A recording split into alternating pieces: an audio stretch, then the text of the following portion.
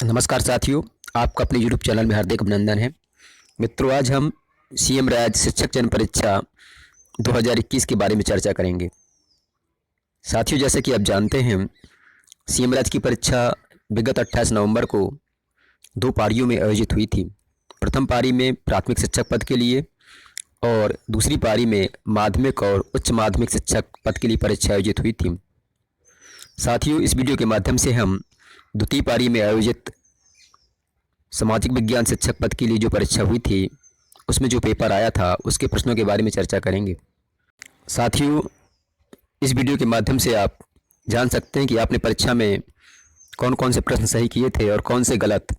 साथ ही ये वीडियो उन अध्यापक साथियों के लिए भी अत्यंत उपयोगी है जो अगली वर्ष सीएम राज्य की परीक्षा देना चाहते हैं। तो आइए साथियों, देखते हैं परीक्षा में आया हुआ प्रथम प्रश्न।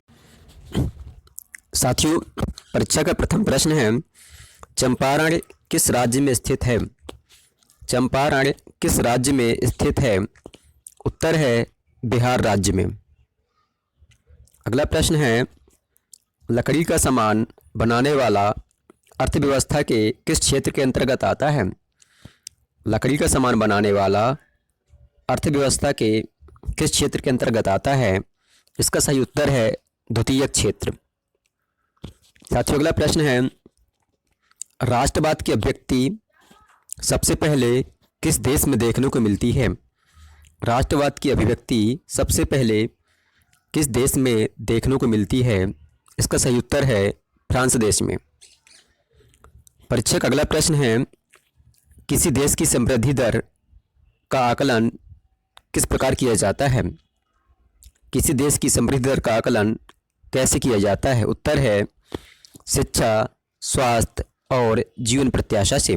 साथियों, परीक्षा का अगला प्रश्न है, हीराकुंड बांध किस राज्य में स्थित है?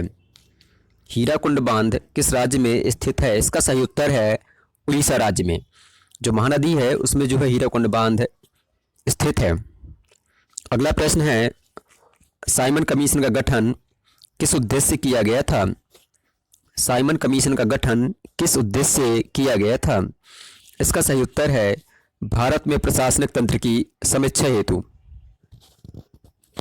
अगला प्रश्न है, 1871 में जर्मनी का सम्राट कौन बना था? 1871 में जर्मनी का सम्राट कौन बना था? उत्तर है विलियम प्रथम। साथियों, परीक्षा का अगला प्रश्न है, वंदे मातरम के रचयिता कौन है? वंदे मातरम के रचयिता कौन है? जो अपना राष्ट्रीय गान है इसके रचयिता कौन है? इसका सही उत्तर है बंकिम चंद्र चट्टोपाध्याय अर्थात बंकिम चंद्र चटर्जी। अगला प्रश्न है, सामाजिक समूह के बीच सत्ता के बंटवारे का उदाहरण है? सामाजिक समूह के बीच सत्ता के बंटवारे का उदाहरण है? उत्तर है सामुदायिक सरकार। अगला प्रश्न है, सत्ता की साझेदारी के क्षैतिज वितरण का उदाहरण है? सत्ता की साझेदारी के क्षैतिज वितरण का उदाहरण है? उत्तर है विधायिका, कार्यपालिका और न्यायपालिका।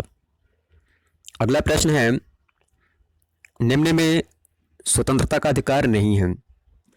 निम्न में स्वतंत्रता का अधिकार नहीं है। इसमें 4 विकल्प दिए गए थे। इसका सही उत्तर है शस्त्र के साथ विरोध प्रदर्शन। शस्त्र के साथ विरोध प्रदर्शन ये जो है स्वतंत्रता का अधिकार नहीं है। अगला प्रश्न है, वियना संधि 1815 में किस चीज़ का प्रावधान नहीं था? वियना संधि 1815 में किस चीज़ का प्रावधान नहीं था? उत्तर है जर्मनी के 39 राज्यों को रूस को सौंपा गया। जर्मनी के 39 राज्यों को रूस को सौंपा जाना। अगला प्रश्न है, कृषि क्षेत्र में कौन सी बेरोजगारी पाई जाती है? कृषि क्षेत्र में कौन सी बेरोजगारी पाई जाती है?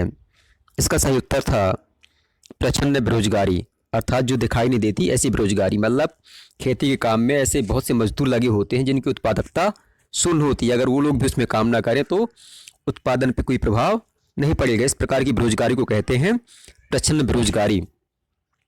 साथियों, परीक्षा का सबसे इम्पोर्टेंट प्रश्न है, जब फ्रांस छींकता है तो यूरोप को सर्दी जुकाम हो जाता है। जब फ्रांस छींकता है तो यूरोप को सर्दी जुकाम हो जाता है। यह कथन किसका है? साथियों, यह कथन है मेटरनिख का। जब नेपोलियन फ्रांस का एक महान शासक बन जाता है तब ऑस्ट्रिया के प्रधानमंत्री मेटरनिख ने यह कथन दिया था। साथियों, परीक्षा का अगला प्रश्न है, जापान की सबसे पुरानी पुस्तक कौन सी है? जापान की सबसे पुरानी पुस्तक कौन सी है? उत्तर है डायमंड सूत्र। अगला प्रश्न है, नई शिक्षा नीति 2020 किसे प्रतिस्थापित करती है?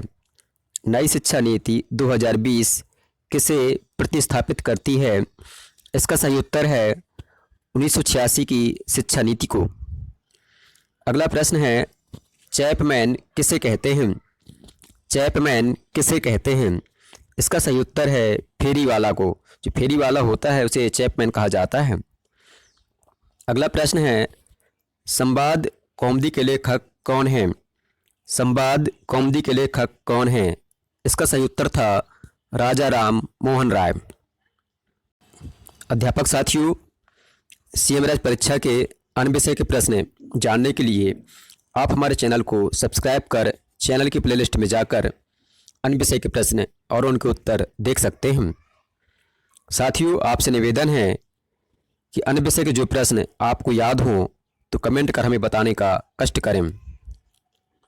साथियों, ये जो प्रश्न हैं पूरी तरह से स्मृति पर आधारित हैं।